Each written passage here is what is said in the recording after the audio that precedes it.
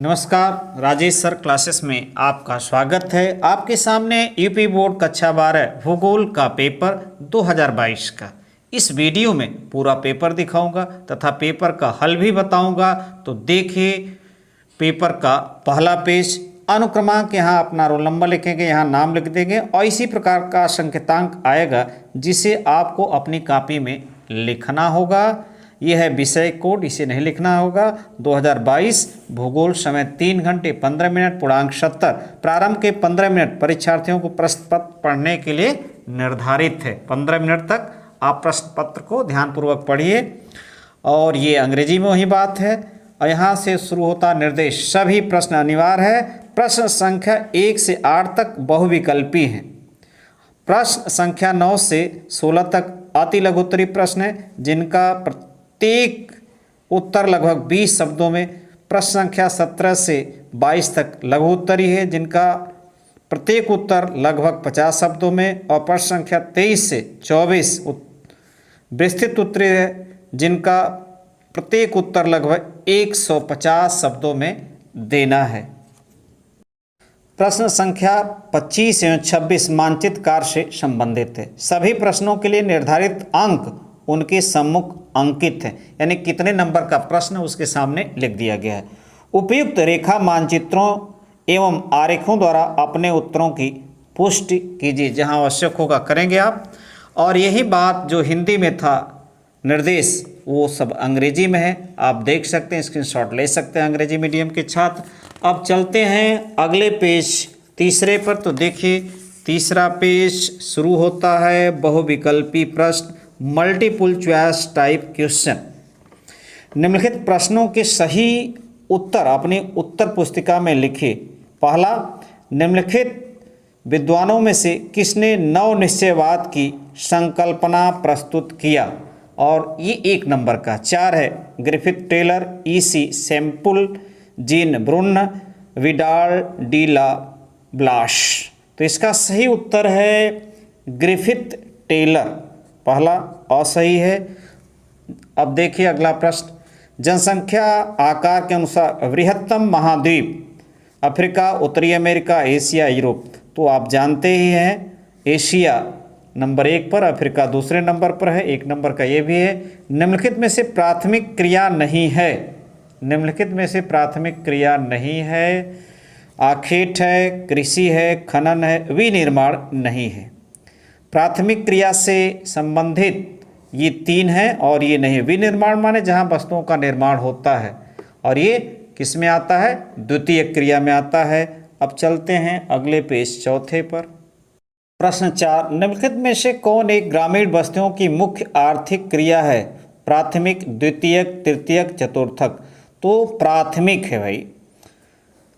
ग्रामीण बस्तियों की मुख्य आर्थिक क्रिया क्या है? प्राथमिक है, क्योंकि लोग कृषि, पशुपालन, मछली पालन, लकड़ी काटना, खनन कार्य करना यही करते हैं और प्राथमिक में आता है। 5वां है, निम्नलिखित में से भारत के किस राज्य में जनसंख्या का घनत्व सबसे अधिक पाया जाता है? केरल, बिहार, उत्तर प्रदेश, पश्चिम बंगाल। तो बिहार सही ऑप्शन है। भारत का बोकारो शहर किस उद्योग के लिए प्रसिद्ध है? भारत का बोकारो शहर किस उद्योग के लिए प्रसिद्ध है? सीमेंट उद्योग, सूती वस्त्र उद्योग, लौह इस्पात उद्योग, चीनी उद्योग। तो भाई ये लौह इस्पात उद्योग। बोकारो कहाँ पड़ता है? झारखंड। अब अगला है, निम्नलिखित में से किस राज्य से होकर इंदिरा गांधी नहर जाती है? तो 4 विकल्प है, राजस्थान, मध्य प्रदेश, उत्तर प्रदेश, गुजरात। तो ये देखिए राजस्थान से होकर जाती है और इसका नाम पहले था राजस्थान नहर भी था, और ये पंजाब और हरियाणा राज्य में भी बहती है और सतलुज और ब्यास के संगम पर ये नहर बनी हुई है, हर के बांध से निकली है। अब चलते हैं अगले पेज 5 पर। तो देखिए 5 पर 8वां प्रश्न बहुविकल्पी वाला ही है। निम्नलिखित में से कौन नगरीकरण की समस्या नहीं है? नगरीकरण की समस्या नहीं है। तो भाई नगरीकरण में मलिन बस्तियां, विस्तृत कृषि, औद्योगिकरण, यातायात की समस्या। तो मलिन बस्तियां तो है औद्योगिकरण है और यातायात की समस्या भी होती है, तो वहाँ कृषि तो होता नहीं नगरीकरण में, तो यह समस्या नहीं है, विस्तृत कृषि वाली समस्या नहीं, बाकी ये तीनों है। नगरीकरण की समस्या नहीं है, तो उत्तर क्या होगा, विस्तृत कृषि। अब यही बातें प्रश्न अंग्रेजी में है, अंग्रेजी मीडियम के साथ छात्र स्क्रीनशॉट ले सकते हैं स्टूडेंट। अब चलते हैं अगले पेज 6वें पर। वही सब प्रश्न हैं जो कि अंग्रेजी में हैं, तो अंग्रेजी मीडियम के छात्र स्क्रीनशॉट ले सकते हैं, ये है। अब चलते हैं अगले पेज 7वें पर। तो देखिए 7वें पर 7वां प्रश्न ऑब्जेक्टिव वाला ही है, 1 नंबर का स्क्रीनशॉट ले सकते हैं अंग्रेजी मीडियम के छात्र। अब आता है लघु उत्तरी प्रश्न, मानव संसाधन से क्या तात्पर्य है। मानव संसाधन से क्या तात्पर्य है, तो देखिए मानव संसाधन का मैं आंसर बता रहा हूँ आपको। ये मानव संसाधन का तात्पर्य व्यापक होता है, लेकिन कम से कम शब्दों में हम कह सकते हैं किसी देश के विकास में श्रम, कौशल, तकनीकी आदि की आवश्यकता पड़ती है, जो उस देश के लोगों के द्वारा ही संभव है। अर्थात किसी देश की जनसंख्या उस देश का मानव संसाधन होता है, यानी किसी देश की जो जनसंख्या होती है वो उस देश का मानव संसाधन होता है। अब चलिए अगला प्रश्न जो आपके सामने है, विश्व के अधिक जनसंख्या वाले किन्हीं 2 देशों के नाम लिखें। तो जानते हैं चीन और भारत। चीन और भारत, विश्व के अधिक जनसंख्या वाले किन्हीं 2 देशों के नाम, पहला चीन, दूसरा भारत। जानते हैं भारत की जनसंख्या इस समय कितना, 1 अरब 35 करोड़, और चाइना का लगभग है 1 अरब 45 करोड़ के लगभग है। अब चलते हैं अगले पेज पर। तो देखिए अगला पेज पर कैसा प्रश्न है। प्रश्न 11, प्राथमिक एवं द्वितीयक क्रियाओं में विभेद कीजिए। प्राथमिक क्रियाएं क्या होती है, जैसे कृषि है, पशुपालन है, मछली पालन है, खनन है, ये सब जो डायरेक्ट होता है वो प्राथमिक। और द्वितीयक जहाँ वस्तुओं का क्या होता है, निर्माण होता है कारखानों में, तो वहाँ क्या, उसे क्या कहते हैं, द्वितीयक क्रियाएं कहते हैं। तो आप लिख सकते हैं। अगला है 12, गुच्छित बस्तियों को परिभाषित कीजिए। तो अपने से करिएगा। गुच्छित माने जहाँ घनी बस्तियाँ होती उसे गुच्छित बस्ती कहते हैं। उत्तर प्रदेश के 10 लाखी नगरों की विशेषताओं का वर्णन कीजिए। तो अपने से करिएगा, 2 नंबर का है। इसी प्रकार के प्रश्न आते हैं। 14वां प्रश्न है, प्रकारों के आधार पर भारतीय नगरों को प्रमुख प्रकारों में विभाजित कीजिए। 2 नंबर का है, आप कर सकते हैं, आसान प्रश्न है। भारत में ग्रामीण बस्तियों के प्रकारों का वर्णन कीजिए। भारत में ग्रामीण बस्तियों के प्रकारों का वर्णन कीजिए। सब इसी प्रकार के प्रश्न आते हैं और बनते हैं। भारत में जल संरक्षण के उपायों का वर्णन कीजिए। 2 नंबर का ये प्रश्न चल रहे हैं। अब चलते हैं अगले पेज पर, देखिए किस प्रकार के प्रश्न, कैसे कैसे प्रश्न आते हैं। अब आता है यहाँ लघु उत्तरी प्रश्न, जनांकीय संक्रमण की अवस्थाओं की विवेचना कीजिए। 4 नंबर का है, करिएगा अपना।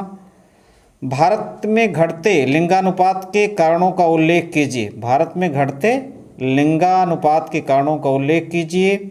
4 नंबर का है, विकासशील देशों में नगरीय बस्तियों की समस्याओं की विवेचना कीजिए। तो इसी प्रकार के प्रश्न आते हैं। 4 नंबर का है, भारत में जनसंख्या वृद्धि तथा वितरण की विवेचना कीजिए।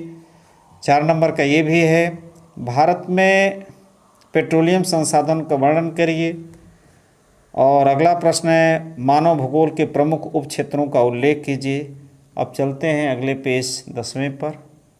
विस्तृत उत्तरी प्रश्न, मानव भूगोल की प्रकृति एवं विषय क्षेत्र का वर्णन कीजिए। 6 नंबर का, अथवा ये करना है या तो ये, मानव भूगोल अस्थायी पृथ्वी तथा चंचल मानव के बीच पारस्परिक परिवर्तनशील संबंधों का अध्ययन है। इस कथन का परीक्षण कीजिए।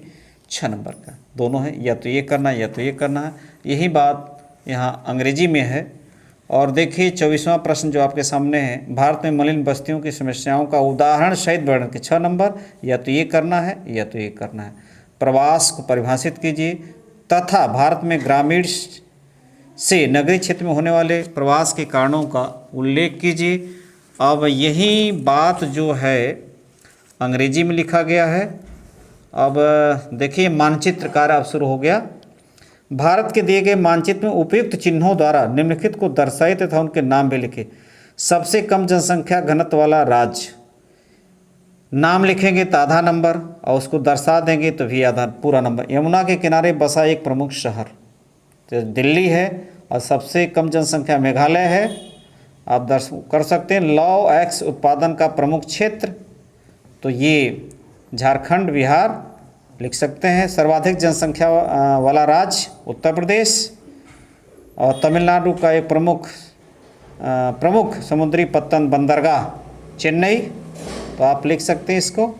आसान प्रश्न है इसी प्रकार के। अब देखिए दृष्टिबाधित छात्रों के लिए है। लौह एक्स उत्पादन के प्रमुख क्षेत्र का नाम लिखे, सर्वाधिक जनसंख्या वाले राज्य का नाम लिखे, तमिलनाडु के एक प्रमुख समुद्री पत्तन बंदरगाह के नाम लिखे। और यही सब बात क्या है अंग्रेजी में देख सकते हैं। 25वां जो है ये सब अंग्रेजी में है, तो आप देख सकते हैं जो अंग्रेजी मीडियम के छात्र हैं। अब अगले पेज 13 पर चलते हैं। सब वही बात क्या है अंग्रेजी में है, ज़्यादा कुछ नहीं है। मानचित्र फिर आ गया 26वां प्रश्न। विश्व के दिए गए, वही भारत का मानचित्र था, ये विश्व का मानचित्र है। विश्व के दिए गए रेखा मानचित्र में उपयुक्त चिन्हों द्वारा निम्नलिखित को दर्शाइए, उनके नाम भी लिखे। एशिया में सबसे अधिक जनसंख्या वाला देश चाइना लिख सकते हैं, दर्शा देंगे। विश्व में सबसे अधिक मानव विकास सूचकांक वाला देश और नॉर्वे, तो आप लिख सकते हैं आराम से। संयुक्त राज्य अमेरिका में लौह इस्पात उद्योग का एक प्रमुख क्षेत्र लिख सकते हैं और नाम लिख सकते हैं। अब चलते हैं अगले पेज पर। 14 पेज पर जापान का एक समुद्री पत्तन बंदरगाह टोक्यो लिख सकते हैं। ग्रेट ब्रिटेन का सबसे बड़ा नगर लंदन, तो आप लिख सकते हैं। अब ये दृष्टिबाधित के लिए है, आप देख सकते हैं जो दृष्टिबाधित छात्र उनके लिए वही बात अंग्रेजी में, तो यहाँ वही बात अंग्रेजी में और ये सब है। अंग्रेजी मीडियम के छात्र स्क्रीनशॉट ले सकते हैं और यहाँ पर ले सकते हैं स्क्रीनशॉट। नमस्कार।